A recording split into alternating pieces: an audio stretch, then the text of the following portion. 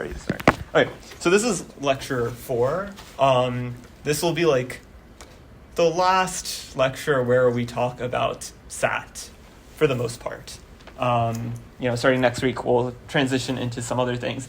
But I think hopefully by now the point is conveyed that SAT is a very important problem. It's very foundational. We've seen ways of transforming other problems into SAT. So being able to solve SAT helps us solve a lot of different things. So last week we kind of discussed how some of these algorithms for SAT work. Who wants to refresh my memory? What were some things that we discussed of the original idea is just brute force, use backtracking, but we found some improvements we could make. So what were some improvements that we discussed last time? Yep. Oh, one of them was just watcher thing, so that you can move more efficiently to the various assignments. So having one watcher or 2 watchers. Yeah, we started out with the one watch literal schema, where each clause looks at a literal, and then it alters what it watches, but that basically tells us if a clause is empty or not, and that can tell us whether or not our formula is satisfiable or not. So that was one thing. What else? One of the things is right in front of you.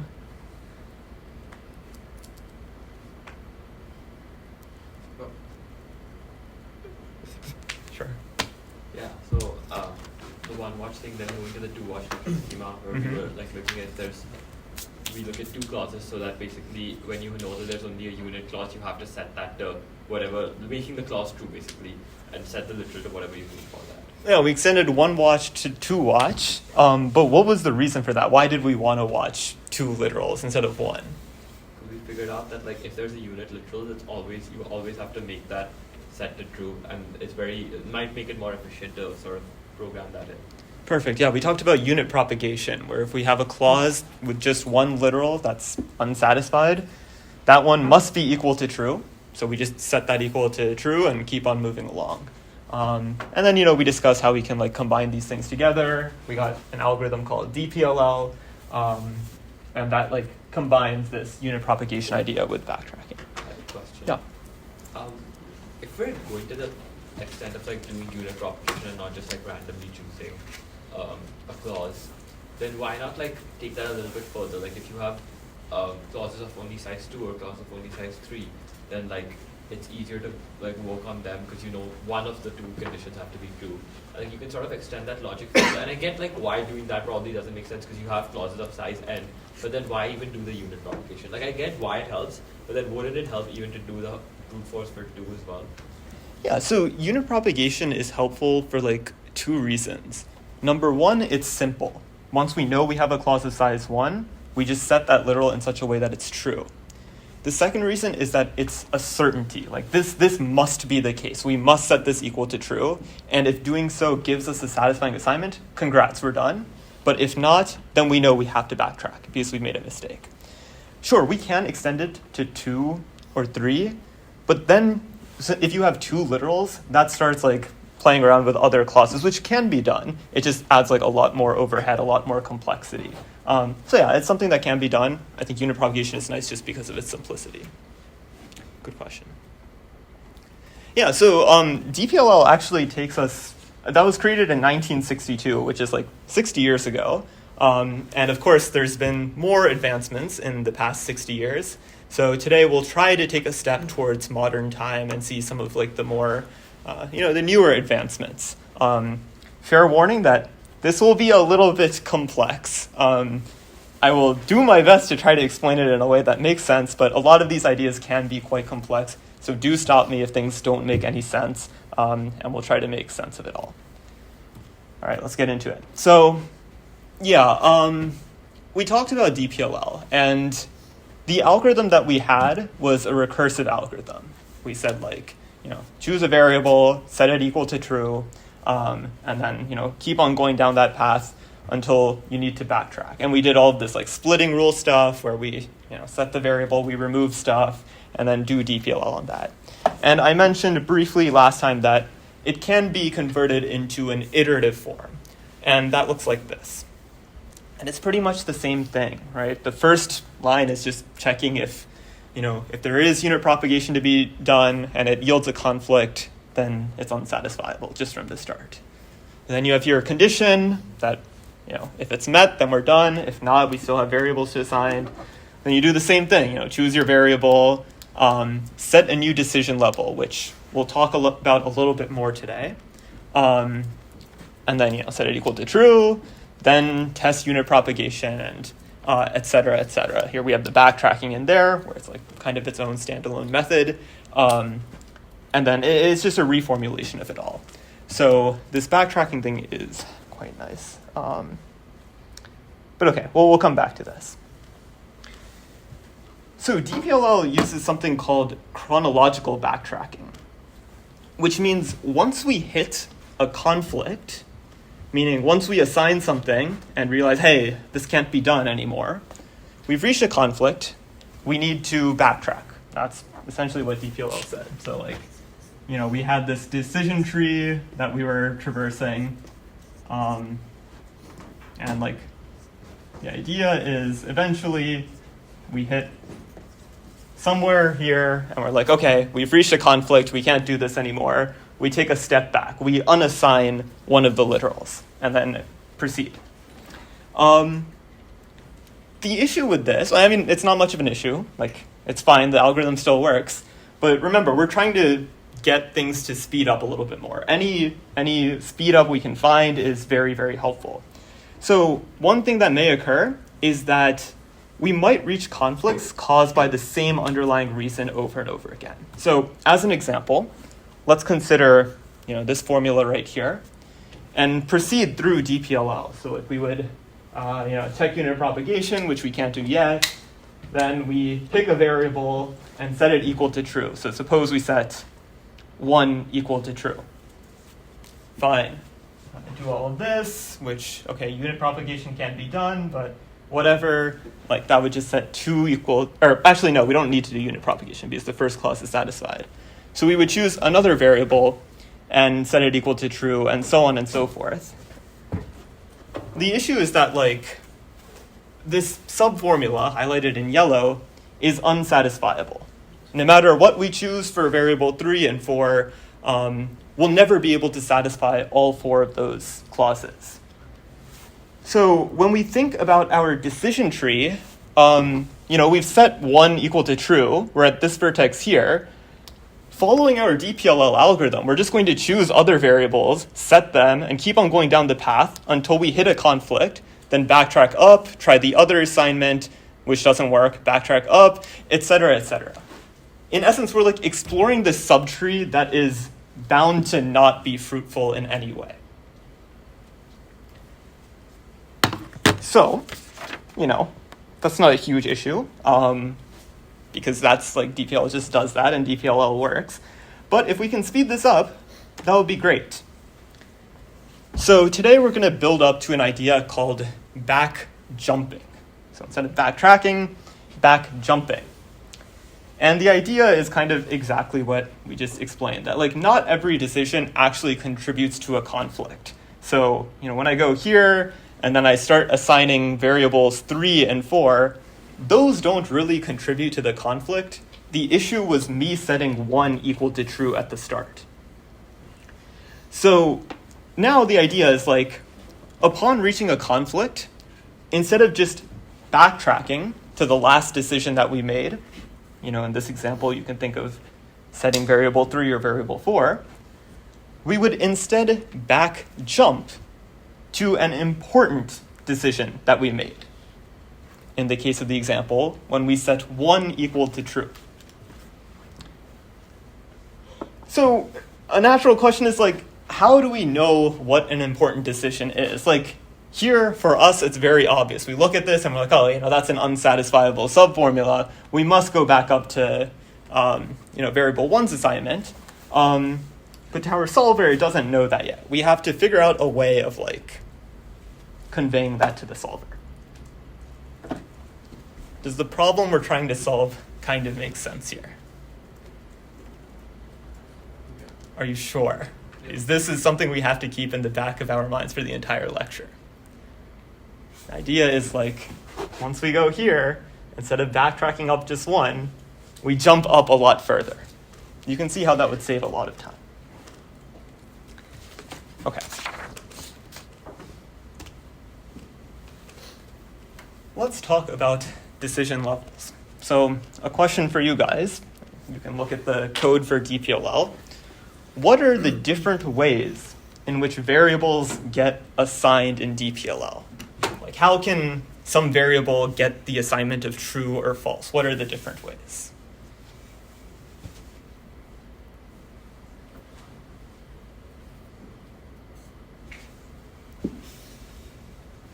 New hands, please. Yes. I mean, you have the pick a variable option, which is like you have some set of variables that are unassigned yet, and none of them are like unit variables, so like just assign it out.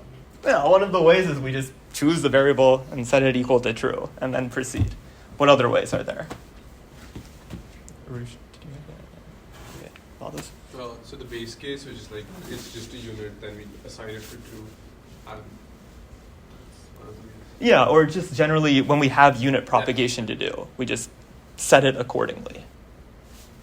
Anything else? There's one more. Yeah, you should. If you know that everything, like technically the tree rooted at that, like all other possibilities with that particular value being set to true or false does not work, then you flip it basically. Exactly. When we backtrack, when we hit a conflict, and then we sort of reassign our last decision. Good. So there are three main ways. Okay, good. So we'll be a bit clearer with our vocabulary here. So a decision, when we say a decision, that refers to any time our algorithm arbitrarily assigns a variable without being forced to do so. So this is sort of like our decision part of the code. And, well, okay, yeah. That, like, we choose a variable that's available to us, and we're just going to say, hey, it's equal to true. The other two ways variables can get assigned, via unit propagation or backtracking, those we will not call a decision. That's just going to be, an assignment, or like, in reality, they're just consequences. There are consequences of our decision that we have to unit propagate, or we now have to backtrack.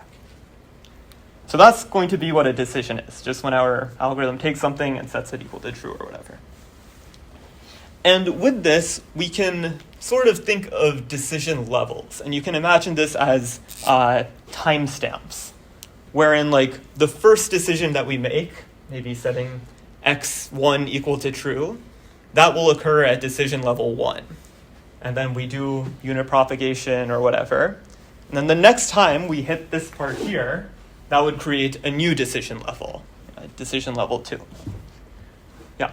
What is that without being forced to do so? That's just tying into like the arbitrary decision? Yeah, that's just saying like, okay, we had these variables to choose from, we're just, like at some point we need to set being forced to choose that particular one basically. Right, yeah. It's like, not unit propagation or backtrack. Just a technical question there. If there's only one variable not being set, and you're choosing that, that's technically still a decision, right?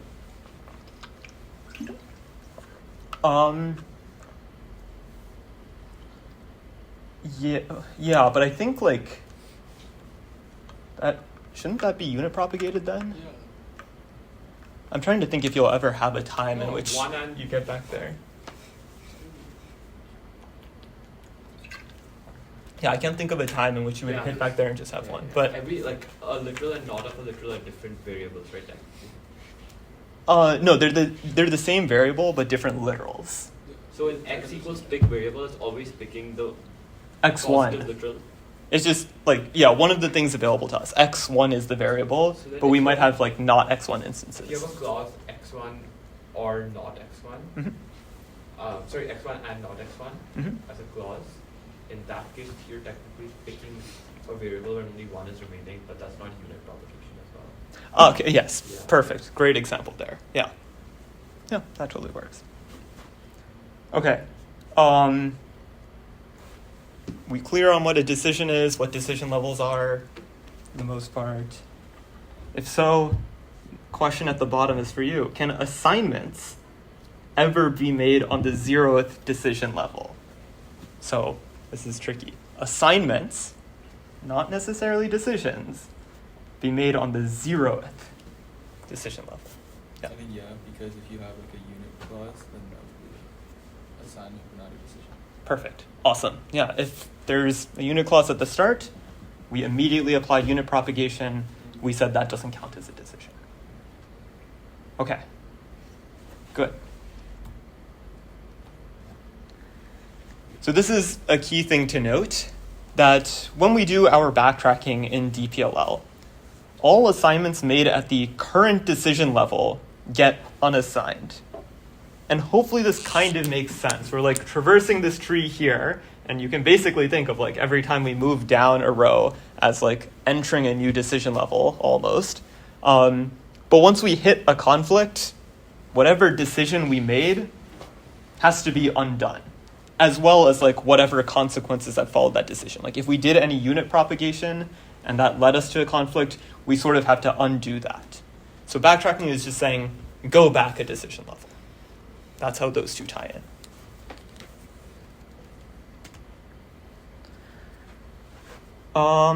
What is this?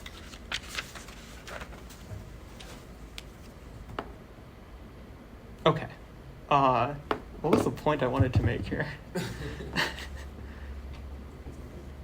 Yes, okay. The point is exactly what I was trying to say about like when we backtrack, we remove all decisions made at the level. So, okay. We saw this example last time, and this is just running through DPLL. It chose variable 1, we set it equal to true. So we're in the first decision level. We've made our first decision, setting x like variable 1 equal to true. Then as a consequence, we have to do unit propagation with the first one. So maybe we set 2 equal to false. We reach a conflict, so now we must backtrack. So we undo all of the assignments made at the decision level. We're still in the first decision level because we've only made one decision. We just happen to assign 2 things. So when we backtrack up to, where's my pointer? Up there, backtrack up here, and then we proceeded by assigning it something else. So that backtracking got rid of, both assignments. That's the example visually. So what would normally happen? You would then try true, and then that would fail, and then you'd go back to 1?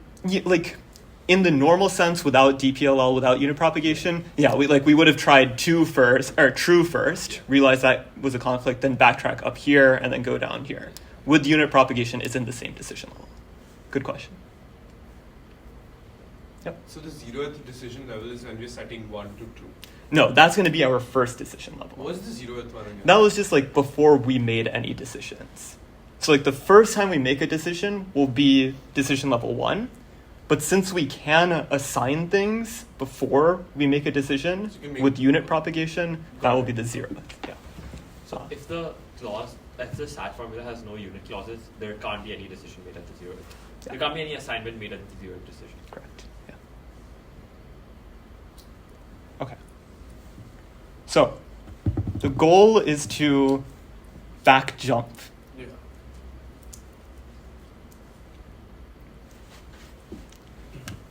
We're going to introduce something called an implication graph. This is going to seem a little bit strange, but I assure you it's helpful. So a graph, as hopefully we all know, is a set of vertices and a set of edges. This is going to be a DAG, a directed acyclic graph. Our vertices are going to represent literals, or rather variables, that we assign at a particular decision level.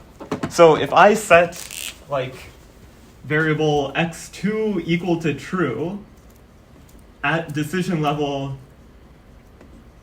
let's call it decision level 3, that on its own, like that entire entity is going to represent a singular vertex. So I would write 2 at 3, like for shorthand. That 2 is set to true at decision level 3. Or maybe we have something like vertex or variable 4 is set to false at decision level 5. Keep in mind that these vertices will include decisions as well as assignments. So even when we assign variables via unit propagation, that will represent it, that will have its own vertex with its decision level. And we'll see an example of it. Those are our vertices. We'll also have another vertex called bottom, or conflict, and that just represents us reaching a conflict. So that's our entire vertex set. Now we have edges that exist. So there's an edge from x at y to y at j if the assignment x at y directly implied the assignment y at j. And that seems like incredibly difficult to parse, and I agree it is. But what that's saying is that when I set variable x equal to something at decision level I, if that implies that I have to set variable y to something at j, then I'll have an edge between them. And so a question is, in what instances would we draw such an edge? In what instances do we know of in which things are directly implied by a previous decision or a previous assignment?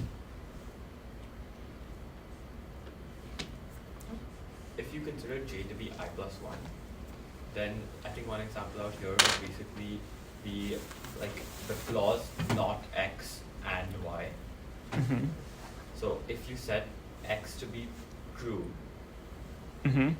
at the not x or y. Yep. If you set x to be true at the ith decision level, then you will require y to be set true at the jth decision level, at the I plus 1 decision. Sure. Another idea is unit propagation. That if setting y at decision level j was via unit propagation, caused by a clause containing. That's the same case, Oh, right? it's pretty much the same thing. Yeah, it's just unit propagation. That assignment is a direct result. Question? Yeah. So does this imply that edges could only exist between vertices at the same decision level, because unit propagation implies that there's not necessarily a decision being made, but an assignment that has to be made? No. So yeah, unit propagation could occur from us assigning things earlier on at previous decision levels, and altogether that led us to unit propagation. So as an example, if we had the clause not x1 or x2 or x3, and suppose I set x1 equal to true at time step or decision level 1, and I set x2 equal to false at decision level 3, then I would have to unit propagate this at, say, decision level 3, but that decision, or that assignment, was also a result of this decision made earlier on. So there would be an edge from there to there. We'll see a visual example of it in a moment. So there would be two edges? There would be two edges in that case. So it's everything that precedes it. Yes, yeah, exactly. Good. We'll see a visual in just a moment. Other questions before we see it? Very well. So let's see the graph in action. So we'll sort of just trace through DPLL and kind of construct the graph as we go. So, first we might set variable 1 equal to true. That is a decision. And so we'll, represent it as this vertex here, that 1 is set to true at decision level 1. Now we check, is there any unit propagation to do? No.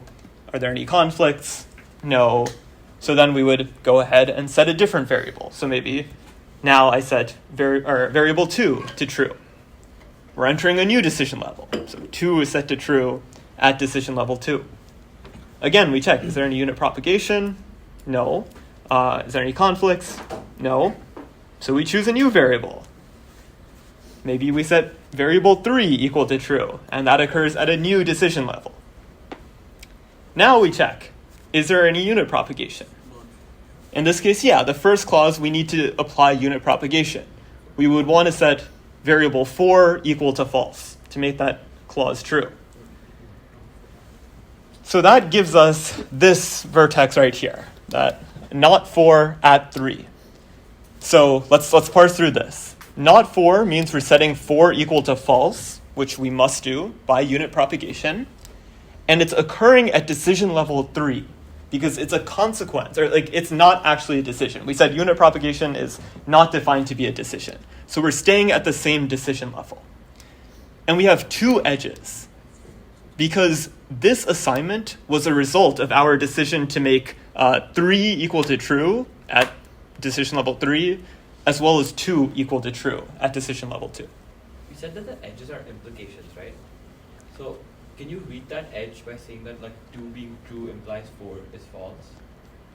Because that's not true, right? I would read this as like, look at all of the edges that go into this vertex and say these two together imply that that assignment must be made. So yeah, not necessarily individually, but together they provide this implication. Very good question, good observation. Okay, who wants to give me the next vertex? Bruce, was that hand?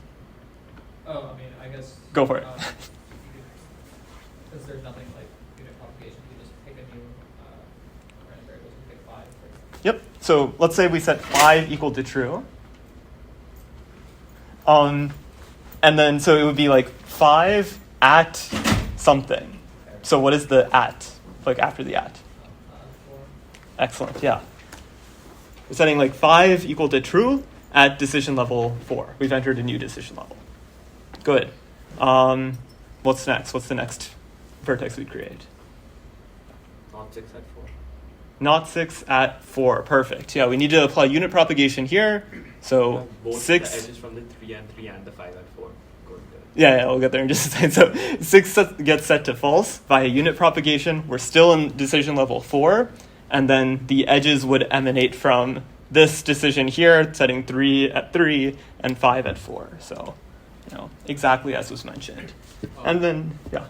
If we only like have like a 1 watcher, like a 2 watcher system, how do we like go about making those edges? Like how does it know that like, before 6 there's a 3 and a 5 or like whatever that it needs to make the edges point from?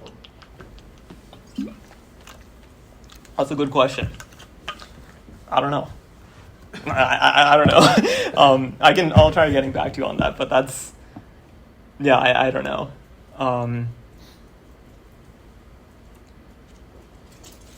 I mean, I guess like, Could be, like, I guess like the watching doesn't really matter, because it's only when you make an assignment, then you can just check which clauses have that variable within it and then draw the edges within it. Every time you have to go back and scan that particular clause and then look at the entire graph and see wherever the vertices are, and then like isn't that like too much time?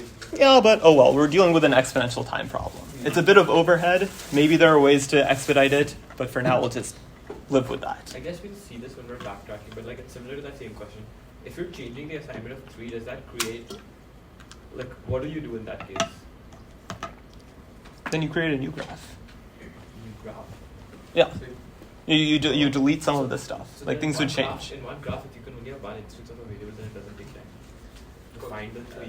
Okay, anyways, let's just proceed onwards here. So we would do unit propagation with clause 3. We would set 7 equal to true. So that would give us 7 at decision level 4. We're still in the same decision level. These edges come from whatever. Clause 4, we have to unit propagate that. So not 8 at 4. There's an edge there. We have to unit propagate this clause right here. I'll just go back quickly because they're unassigned. So we'll choose that one to unit propagate. Not 9 at 4. We're still in the same decision level. Now we reach a conflict. So we introduce this vertex, the conflict vertex. And notice it has 3 edges coming into it for like the exact same reasons. That the decision of setting 8 to false, 9 to false, and 1 to true, those 3 decisions together gave us this conflict. So those are the 3 edges there. I will pause for questions and to hydrate myself.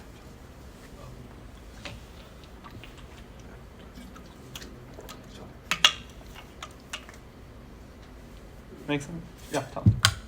So when determining the edges, you said that it's because like the assignment of this one implied this one to be unit propagated, right?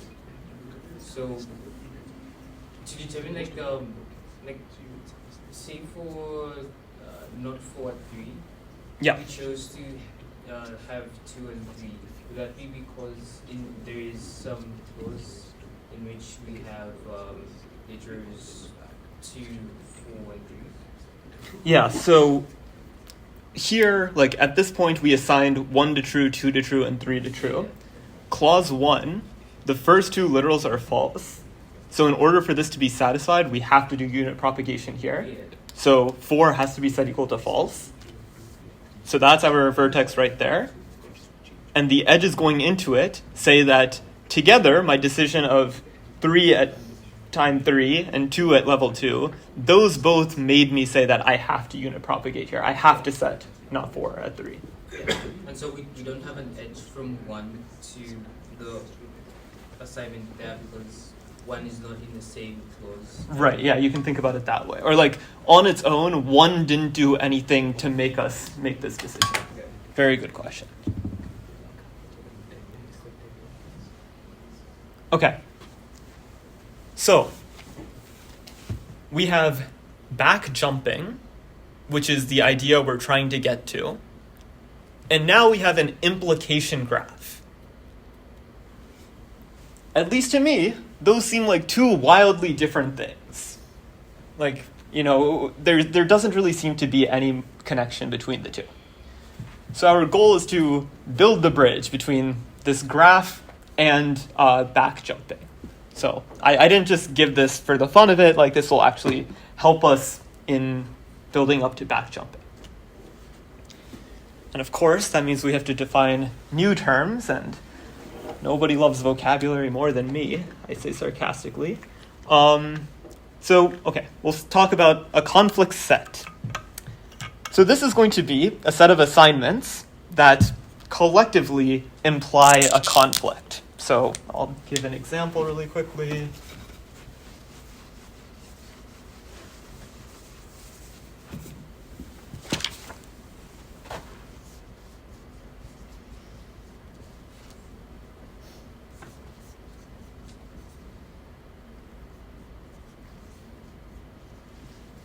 So this is a very boring formula, but it's boring for the sake of our understanding.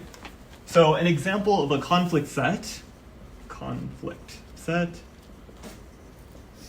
would be like x1 set to false and x2 set to true. And this is kind of a trivial example because with these assignments, the first clause is unsatisfied. But the point here is that if I have a conflict set, no matter how I assign my other variables, the formula will always evaluate to false. So coming up with conflict sets can be pretty easy just by looking at a clause and then flipping all of the variables essentially. But there can be many, many different conflict sets, and some of them are much deeper than others, not so shallow as just a single clause. And admittedly, that might be a bit nebulous at the moment, but again, we're still in the process of building this bridge. So conflict set is just like, if I assign these variables to these things, my formula will always be unsatisfiable. So that gives us something called a conflicts cut. And a conflicts cut says, we're going to cut our graph, draw a line through it, such that our decision variables are on one side of the cut, and the conflict is on the other side of the cut. And that's going to happen to give us a conflict set, and we'll see it in just a moment. In fact, let's just see it right now. So, this is the graph we had from before. Notice that these green vertices here, those are the decisions that we made. Like, we decided one will be equal to true, and so on and so forth. The white vertices were a result of unit propagation for the most part. So these weren't decision variables. So a cut is just like a line through our graph, but we want all of the green vertices on one side and the conflict vertex on the other side. And so each of these cuts actually gives us a conflict set. And the way to figure that out is like, let's take a look at this yellow one right here. So we look at the cut, and we look at all of the edges that cross through the cut. So it's this bottom edge, this middle one, and the top one. And you see, where did they come from? So the top one came from us setting 1 to true. So that's going to be a part of our conflict set, 1 to true. This middle one came from us setting 9 to false. So that'll be right here, 9 to false. This last one came from 8, setting 8 to false. That crosses the cut here. That's a part of our conflict set. Yeah. If your thing has multiple, like, okay, suppose you consider these to be non-directional edges, and you, like, basically it's possible to have multiple connected components in an implication graph if you have like literals that are just not, like there are different literals and different clauses. In that case, your conflict cut will include stuff that's not necessarily needed, right? Like it's not a minimal conflict set, basically. No, it's not minimal. Because we have so many different cuts. Some of them might be minimal sets, some of them might not be, but we don't really care about minimality. Like the blue line on the slide right now, that's called conflict set 1, 2, 3, 5. But Mhm. if it cut through the lower C5 instead of the higher one, it would still be called 1, 2, 3, 5. So like, are they like not unique, or I don't know? Am I getting something wrong there? Wait, if we made it do what? Like the blue one is like 1, 2, 3, 5 right now because it's like cutting through those, right? Like, Yeah. but if it cut through the lower 5, the one that comes out of 7 at 4 instead of the one that's So coming 5 out. is not coming from there. 5 is coming from the C2, which is 5 at 4. It's isolated. This 5 exists here because this edge crosses the cut and it emanates from that. Okay. What we're saying here is that these cuts somehow give us conflict sets. Let's not worry about why that's the case. Let's just accept it as a piece of magic that, like, hey, if we just cut the graph, we suddenly get a conflict set. And like, take a look at one of these, maybe this one right here. 1, not 4, not 6, or 1 to true, 4 to false, 6 to false. If we go back to our formula, that's pretty hard for us to figure out why it is a conflict set. It's not just like looking at a clause and flipping the variables. It's a much deeper operation here. And you can justify like why it is actually a conflict set, but in doing that justification, you would be carrying out whatever exercise we did here to build the graph. Okay. I will pause once again. We have an implication graph in which we can cut it to give us a conflict set. And we want to back jump still. It's still incredibly unclear what the purpose of all of this is. And it turns out that this is one of the most important observations made in the past, in the like 2 or 3 decades after DPLL. And the idea is that if we have a conflict set, we can essentially say that I don't want these assignments to happen at all by introducing a new clause. So, we can just work with this example here. I mean, the wording on the slide is a little bit confusing. But what it's saying is like, suppose I'm given this conflict set, x1 equals false, and x2 equals true. I can add on a new clause, which will essentially be these two, like, flipped around, or let's see, x1 or not x2, and try to satisfy this new formula instead. Because now, for us to satisfy this formula, we have to satisfy that clause, and the only way that can be satisfied is if we don't have this assignment as part of our, working set. So I'll try to re-explain it. Given a conflict set, meaning that under these assignments, our formula will never be satisfied, we will ensure that we never explore these assignments in our algorithm by adding on a clause that forces us to never consider those assignments. Wait, could you explain that again? Doesn't that look like the same clause as the first one? Yeah, I mean, this is a bad example because it was very shallow, the conflict set I came up with. Because, here we wouldn't see it, but if we go back... Explored those assignments in the first place, why would it not explore them by adding? I don't quite get it.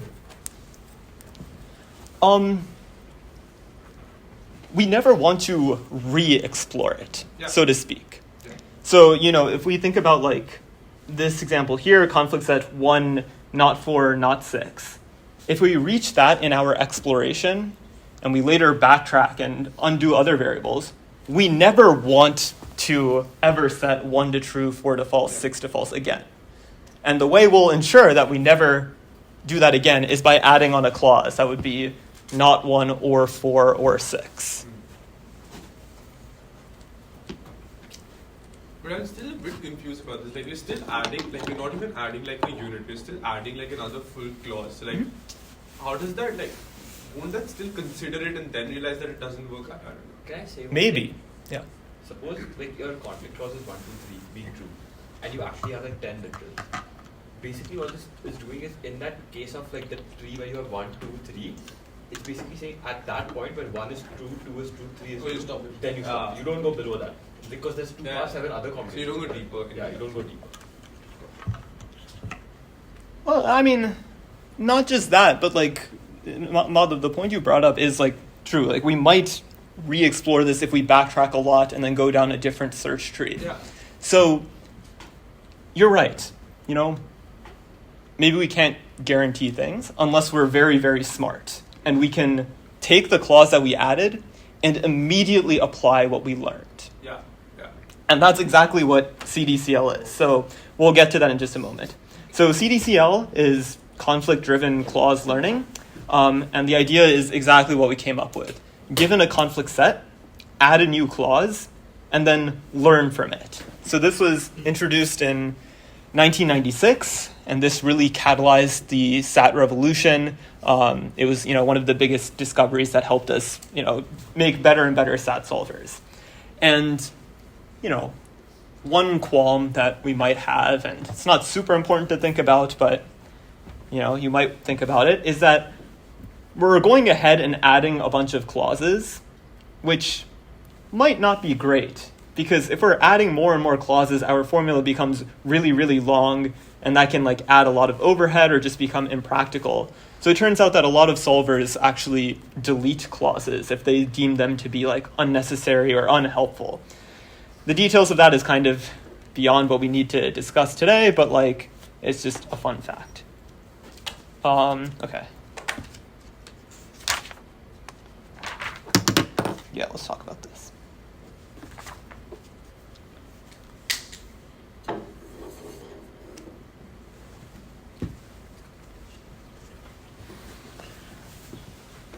Yeah. So we have an implication graph. We can cut it a lot of different ways.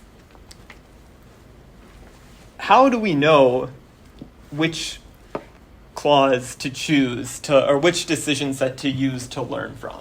If we go back to the example here, as an example, I said, okay, maybe we choose this one and then add that singular clause.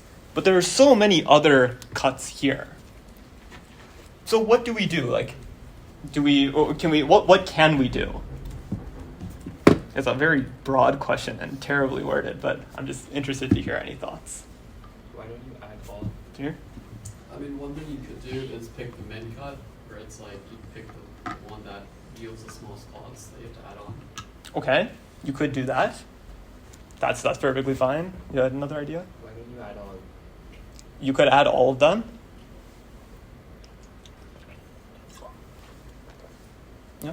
If you look at the number of out edges or from a vertex is the number of other things that it's influencing, then the vertices which have a higher degree are more important in a way, because they're influencing more decisions. So if our cut can go through a lot of these edges that are influencing other things, then it could be a good cut because it influences a lot of the class. So it could be more important. I think. Maybe. Yeah, so a bunch of different ideas here. Min cut, all of them, this special degree. Maybe I just choose my favorite cut. There's a lot of different things we could do. But let's think briefly about all of the cuts. Because that's the idea I had. That why not just add all of the cuts? Because that would give us the most helpful information. What are some potential issues with that? How many cuts can a graph have? You answered it yourself. Yeah, it can have an exponential number of cuts. I mean, yeah, we are working in an exponential world, but I mean, we need to be a little bit frugal here. So the answer, I mean, it's not really an answer, but the goal we should have in mind is, now we're really starting to bridge, is that once we are able to backjump, once we have solved this problem of backjumping, we want to immediately apply the new knowledge we have from this clause. Sort of what Madhav was getting at here. Like, once we unassign a lot of things, we don't ever want to like re-explore it, which could be possible. But if we immediately use the information that we got from this clause, then we don't have to worry about it.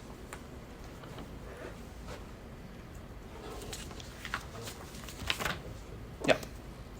In the previous bit, like just getting back to like the adding all things, Mm-hmm. I guess that it's like adding an extra number of clauses, but you're not increasing the number of literals, and those clauses are very informative clauses. So isn't it very different from adding like an exponential number of random clauses? Yes, but it's still like an exponential time operation. Yeah. Okay. Let me write this on the board.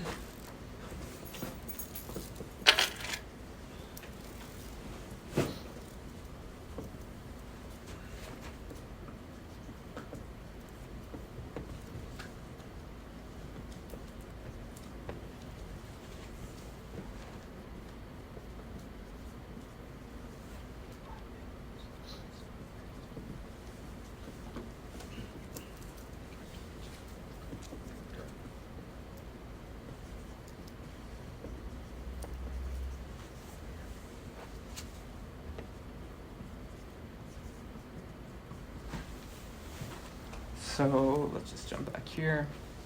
Okay, so we're going to define this new thing called an asserting clause. And these are going to basically say, like, whatever clause that we add, our learned clause, it'll be called asserting if there is exactly one variable that was assigned on the same decision level as our conflict. So, as an example, this cut here, conflict set 1, 7, this would yield an asserting clause because variable 7 is at decision level 4, which is the same level our conflict occurred on, and variable 1 is not. So there's exactly one variable set at the same decision level. This, Could you explain that again? yeah, we'll see a non-example. So this cut right here gives us this conflict set, which would give us the clause like not x1 or x8 or x9. And for it to be asserting, we need exactly one of these variables to be set at the same time as the conflict. So here, this variable is set at 1, which is not at time 4, because that's when the conflict occurred. But these two variables are set at 4, which is when the conflict occurred. So since there's not exactly one, that would not be an asserting clause. But like this cut here with 1 and 7, that would form an asserting clause because we have exactly one. I think it's a bit trippy because we don't write the time next to the conflict. Yeah, I mean, you can just imagine it's at 4 here, but yeah, that's happening at conflict level 4.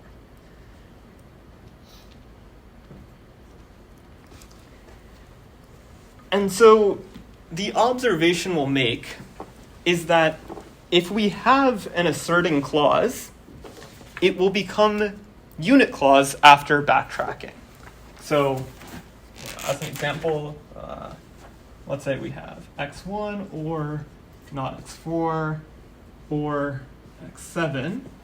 And further, let's suppose that this was set at time 1 or decision level 1. This was set at decision level 3, and this at decision level 6. And suppose we reach the conflict at decision level 6.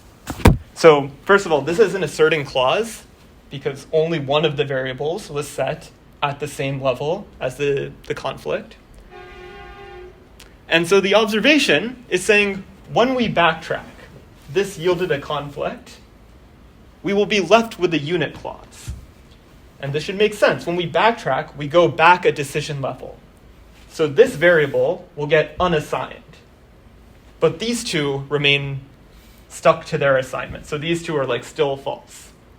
So when we backtrack, we only have this x7 left, which on its own is unit.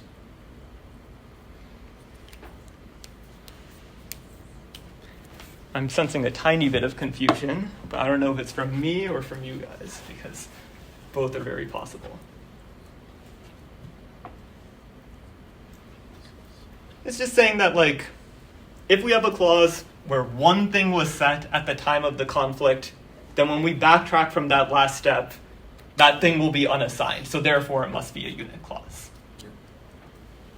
Good. Okay.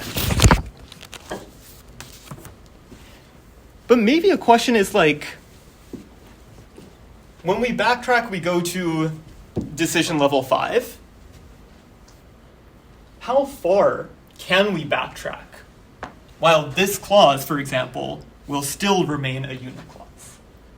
Yeah. Ignore the clause ignore the literal that's making the clause asserting, like the one that's on the same decision as the conflict. Mhm. Out of everything else, the one that has the largest decision level, that's the latest one. Yeah, like when we go to decision level 5, this is still unit. When we go back to 4, it's still unit because nothing has been unassigned here. And when we go to decision level 3, like ignoring this part here, like once we make that decision, it's only like when we backtrack beyond level 3 that something else will become unassigned here. So we can really backtrack all the way up to decision level 3 while still maintaining a unit clause. And so the idea is essentially this. We'll construct these learned clauses and see which ones are asserting. And from those asserting clauses, we'll also track what's the second deepest decision level. In this case, 6 was the deepest decision level. The second deepest is 3. So, since we reached a conflict here, we will back jump to decision level 3.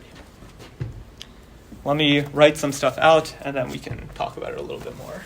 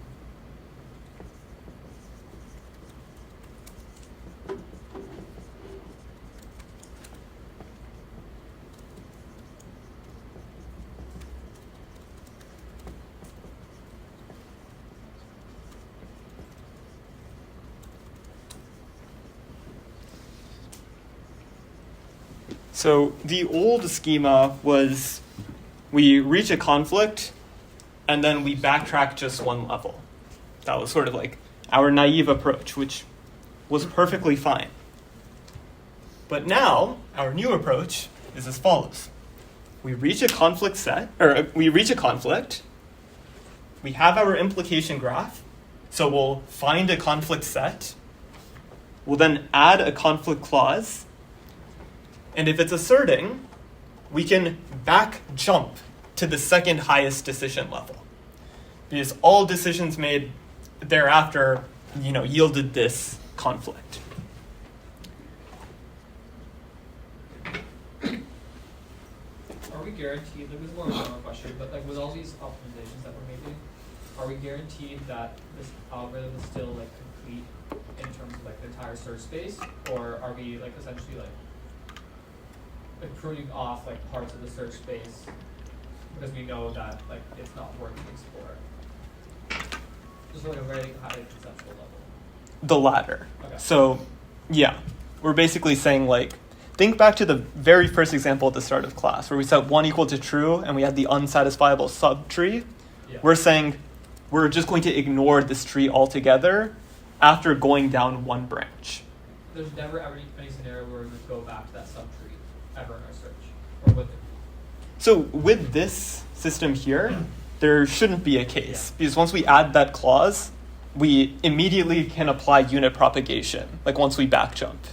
So once we apply that, like this variable will get changed. So either we eventually find a satisfying assignment, or we backtrack all the way to the start and say no satisfying assignment. Yeah, it's a conceptual nightmare what's going on, but yeah. Question. Hmm? Like a small technicality, but I'm not sure. That's why I'm asking. The or 0th level if a certain clause has size 1. Does that it can also be 0th level if everything else in that clause was set at the 0th level because they were unit clauses? Well, no, actually, then it wouldn't be. Yeah. Yeah, actually, yeah, that's still possible, right? I think so. Okay. Yeah, I wouldn't worry too much about this 0th level nonsense, Yeah, but just asking. it's a good question regardless. Okay. Now the bridge has been built from graph world to backjumping world.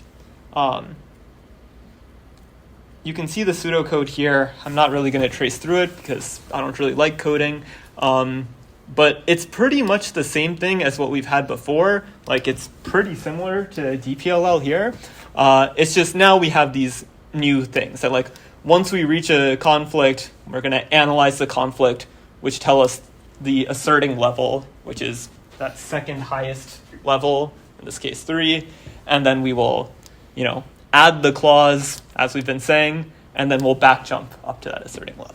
So it's not super exciting in terms of pseudocode.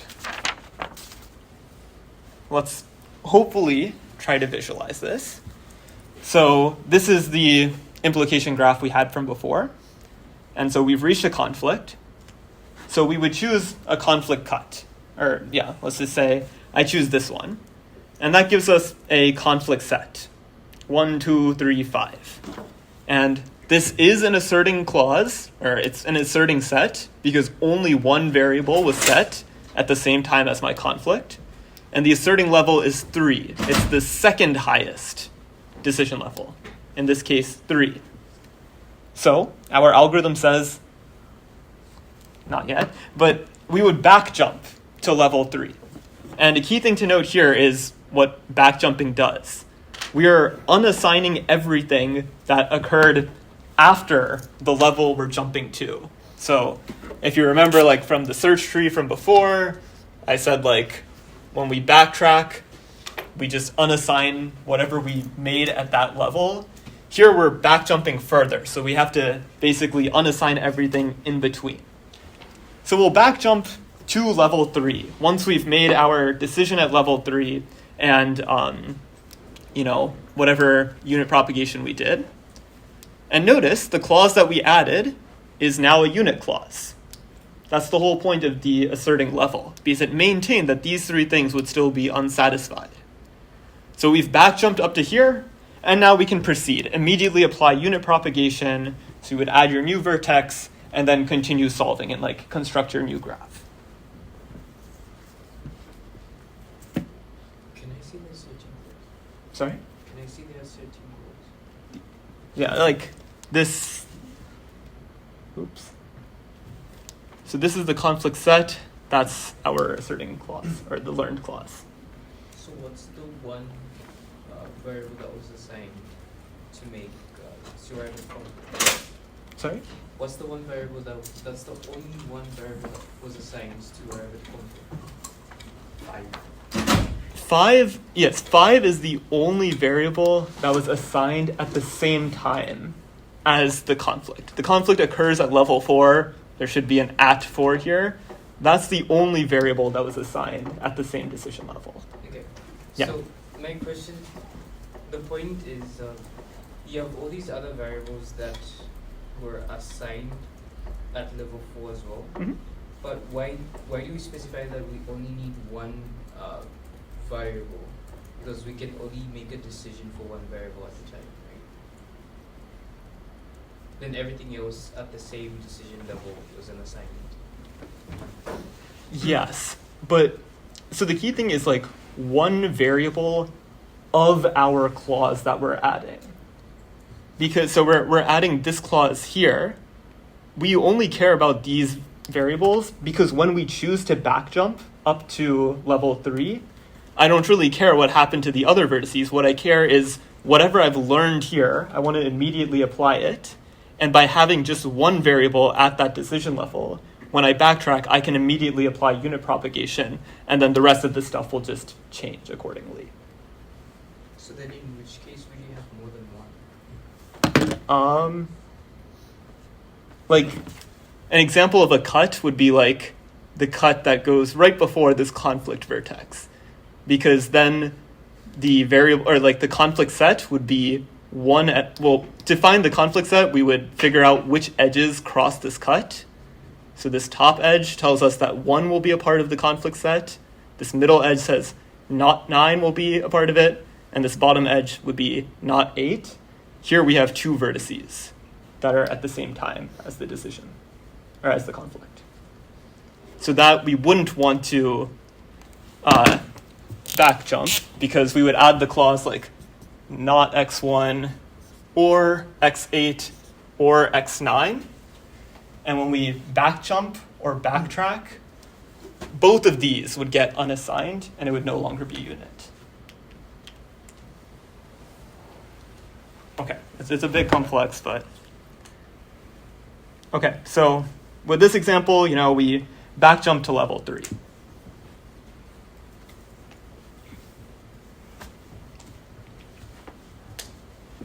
Well, that's the same thing as backtracking, right?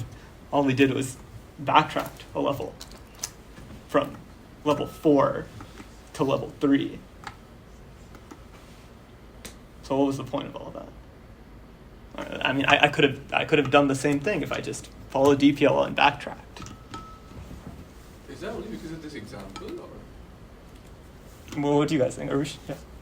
I don't know if I don't know, but like I don't know with the backtracking, like from what I remember, it's like we go up like with the decision level, right, and we just switch like the value of like one given literal, right, for one variable.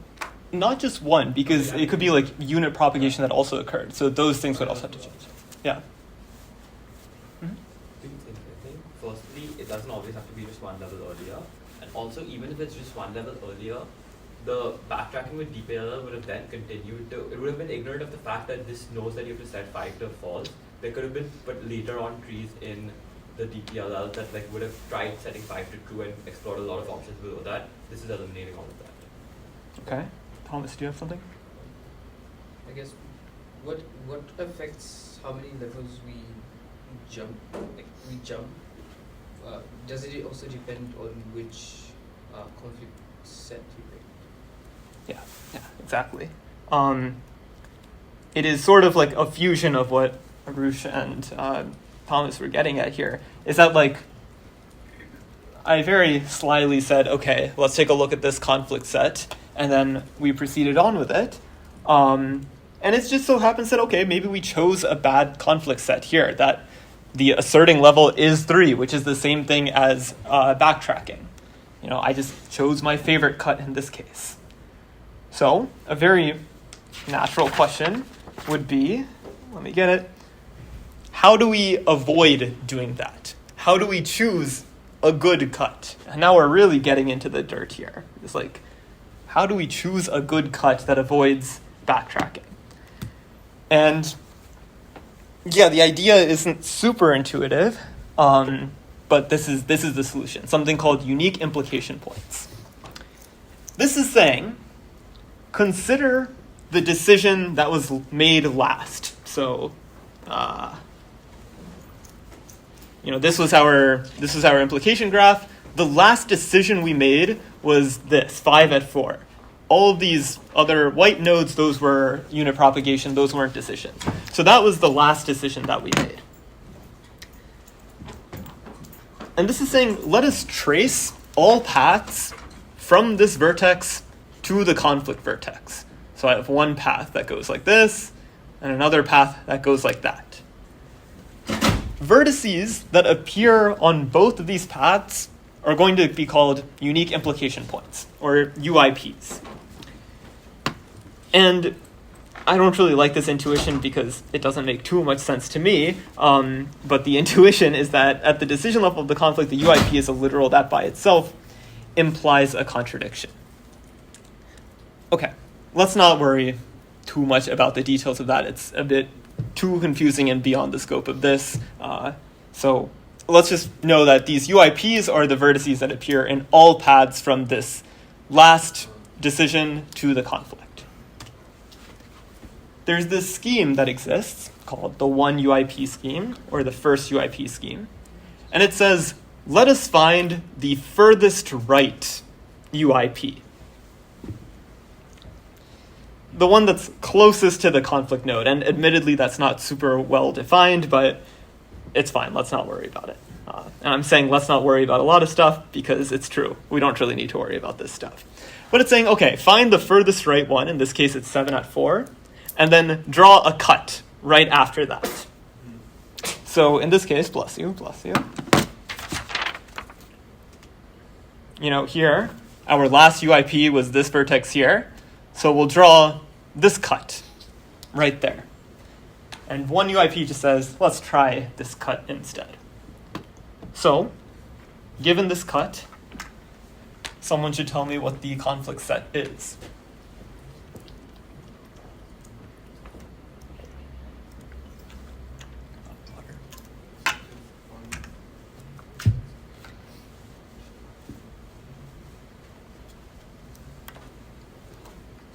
Michael, what's the conflict set?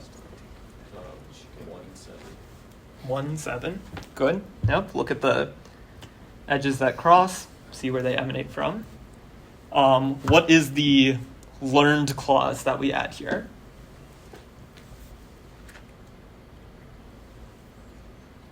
Arush? Is it not x1 or not x7? Perfect. Yeah. Not 1 or not 7. Is this an asserting clause or an asserting set? I'm seeing some head nods. Yes, there is only one vertex that occurs at the same level as the conflict. So that is yes. So what's the asserting level? AKA like the second highest. 1, yeah, that's where we would back jump.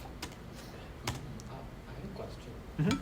If you can just go back one side, that's not the unique cut that you would get that contains 7, right? Like you could still get a cut that gives you an asserting level 3. Even with this UIP logic. Only cut from our head, right? So it has to be C4C. This is saying like this is sort of the last variable or the last vertex that you want to include on the left-hand side of your cut. One UIP is saying this should be the last one on the left-hand side. So everything that comes thereafter should appear to the right-hand side. Basically, like whatever vertices you cut through should be like C higher than C3 in the decision tree because everything else is the behind of 7. In this example, yes. Yeah, but the one UIP is just saying once you hit the UIP, cut immediately after it. So here we would back jump to level 1, which is all the way here. Oh well, it seems like we've removed a lot of work, but it's good. We've sort of like eliminated a lot to think about. And now we can proceed as normal. We have a unit clause here, which is exactly what we wanted. So, we would do unit propagation, set it equal to false, and so on and so forth. Yeah. Would some level of intuition for the one UIP scheme be that like we're trying to get as like close to the conflict node as possible? So like the reason why we want that is because presumably the conflict set would be smaller and you could efficiently back jump because like you're not having as like long clauses.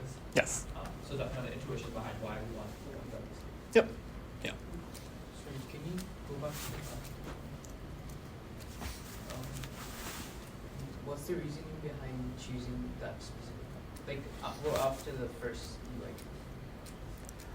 Yeah, so it's just the schema. Like the schema says that once we find the first UIP, the furthest one right, just draw the cut immediately after that. It's just what the scheme is telling us to do. So like these vertices, don't include them on the left-hand side. Like this should be the last vertex that appears on the left-hand side. I guess what he's asking is that why can't the cut be like 1, 9, 1 not 9 or 7 or 1 not 9? Because the scheme says like this should be the last one that's included. Here, these are all like implied by this vertex here because there are edges coming out from it. So these appear to the right of it. So this one should appear last. everything that appears to the right or implied by it should appear on the other side. Does that Then make why sense? specifically add the level 1? Like why here? Like why should this be on the left-hand side? Yeah. So yeah, the important thing about our cut is that the decisions that we make, these green vertices, should always be on the left-hand side. That is a requirement of our cut. So just putting those two together, cutting after these green vertices and after this vertex gives us like the blue cut that we just saw. Wait, I'm sorry, what does green mean again? Like, Green is, these are when we made decisions, when we chose a variable, set it equal to true. White was a result of like unit propagation and the likes. so could like some way of formally seeing this be like, once we have found our UIP, we look at all the in edges and out edges out of it, and then we just take that entire connected component out, and then whatever is left, we cut through that.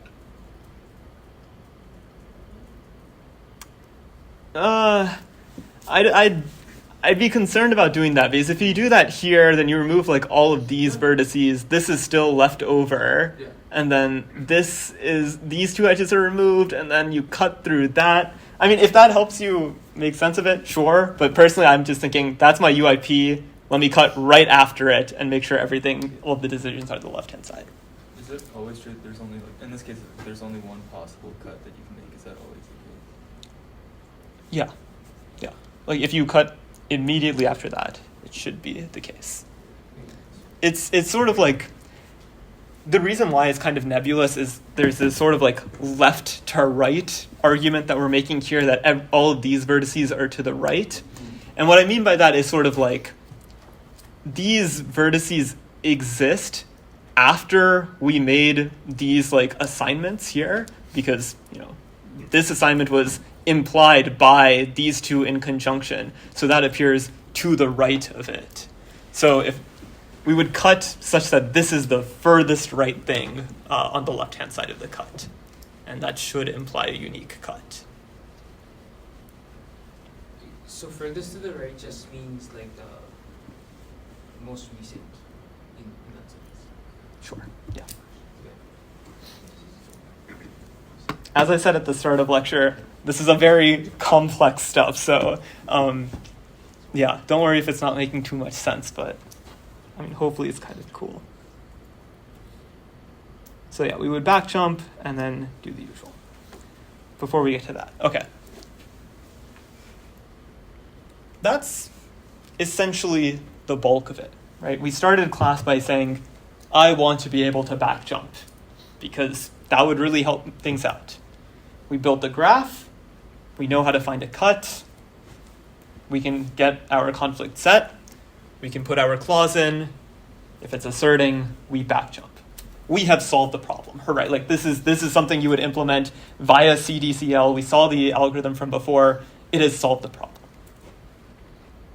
Any questions regarding CDCL before we talk about some other random stuff?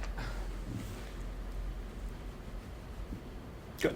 Yeah, I'm not going to ask you to implement CDCL because it's hard, and also I would have to do it, and I really don't want to do it, so you don't have to implement CDCL, but you should know, like, these are some of the modern innovations that came to SAT solving. And But how recent is this? Like the last thing that we did, like CDCL? 1996, 1996. so almost 30 years ago. Wait, and you said that this might be like the last lecture on like the SAT specifically. So like, has there just been like no major development? No, there have been, but as you can see, like, as we move forward in time, things get increasingly more complex. So yeah, those would be more complex I things. guess like if you don't mind answering, like, do you think the developments like from 96 to now, as against like the developments that we started from like 62 to 96, like where do you think like we made more progress, like in terms of getting like lower and lower on the runtime?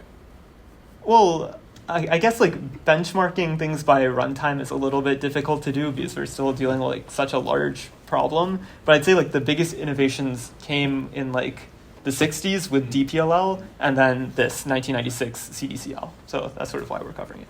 I mean, other things are important too. I don't really remember them off the top of my head, but like these were the big things, and they inspired a lot of other stuff. So one thing that I briefly wanted to mention is that some SAT solvers restart their search. They basically detect like, hey, I've made some pretty bad decisions. It doesn't feel like I'm making any progress, let me restart my search entirely. So just throw away all of the all of the assignments that we made before. And just, hope that we explore something better. Which seems like a pretty decent idea to do. Like if you're stuck in a maze, ideally you could just leave the maze and then restart. So it seems like a good idea. But the question is, like, if this is a deterministic algorithm, won't we just end up where we started from? Harush? I don't know if there's like some randomness introduced in the fact that when you pick the variable, it's like you can choose any variable, you can pick a different one. Okay, yeah, you could maybe have like some sort of randomized CDCL. Just need to make sure it ensures termination. But that could be one thing. Oh, like two ideas. Like either maybe we can whatever the root of our tree is, like the first decision that we make. Either we just have the algorithm remember that and not make it on the next run, or maybe what we did for this CDCL thing where we're adding a not clause. Like we can just add a not clause that's temporary. Like if we got a lot of confidence on one run, we add a not clause for everything that we did there up until that decision, and then we restart with the not clause there. Maybe then we don't have to go through it. Yeah, just whatever we did in CDCL when we added all of those clauses, just keep those clauses in. We can unassign all of our variables and restart, but let's keep those clauses in so that way we never have to re-explore those subtrees. That's the idea. So some SAT solvers choose to do this, which is fantastic. I don't want to talk about that. Okay, so that brings us to PenSat, which is going to be homework 2. I'll give you, 2 weeks to do it. Probably release it on Saturday or Sunday, but at least 2 weeks, maybe a little bit more, depending on how nice I'm feeling. But yeah, this will be a DPLL-based SAT solver. It will be iterative, so not like the recursion stuff. It maintains a propagation queue, which we didn't really talk about. We'll talk about it in just a moment, but not into so much detail. There's no to-watch literal scheme, so that's great. And at the end of last class, we talked about heuristics of how you choose variables. So it'll be a static heuristic where something's fixed. It's a pretty tricky assignment, or I don't know, tricky is subjective. Just the general advice is start early. So I'll briefly just skim through these. I just included these here because when you come back to the PowerPoint, you can just look at these slides for help. So we talked about this at the start of lecture. But the idea of iterative DPLL is instead of doing all of the recursion, we can maintain an assignment stack. So every time we enter a new decision level, we add to our stack, which gives us all of the variables assigned at that level. And then in order to backtrack, you just sort of pop off the stack. And one thing that might be helpful is just to maintain a queue of literals that are set to false. And this kind of mimics the watched literal scheme, because you can just choose from this queue, look at variables that were set to false, look at their clauses, see if they're empty or unit, and then work from there. So visually, the assignment stack looks something like this. So this bottom one would be decision level 1. Maybe we set something to true. This is decision level 2, where we set a variable to true, and then maybe we did unit propagation. This is decision level 3, where maybe we set something to true and did more unit propagation. And if we realize we have a conflict and want to backtrack, we can just pop off the top assignment list and we're back to decision level 2 and sort of go from there. This will be probably very helpful to you because, after all, it is a DPLL-based SAT solver. So refer to this slide as needed, as well as the prior slides, because that's why I put them there. Let me just check my notes. Anything else I need to mention? Okay. I don't have time to go over this, but basically, this was an entire discussion of how to debug properly, and this pretty much summarizes it. That when we choose to debug, okay, I don't need to explain the meme. You can read it or look at it. But it turns out that the debuggers that exist in VS Code can be quite helpful. I don't have the time or energy to go through this right now, so maybe I'll just record something and you guys can watch that to learn how debuggers in VS Code work. or just look through these slides. It basically allows you to stop your code at a certain point in time and see how variables are changing without having to print out stuff. Can be quite helpful. I prefer to print stuff out because I'm still bad at coding, but maybe this will help you, so I'll add some material on that. Or just look at the slides. And that's it. Yeah, so that sort of ends our exploration of SAT world. But as has been pointed out for the past 4 weeks, SAT is an important problem. It's going to have underlying roots everywhere. So, always keep whatever we've learned in the back of your heads. But starting next week, we'll start to explore some other hard problems and some other cool stuff that you can do. Cool. That's about it. You guys are free to go. I'll see you guys next week. Enjoy your weekends. And yeah, homework 1 is due on Monday. So finish that.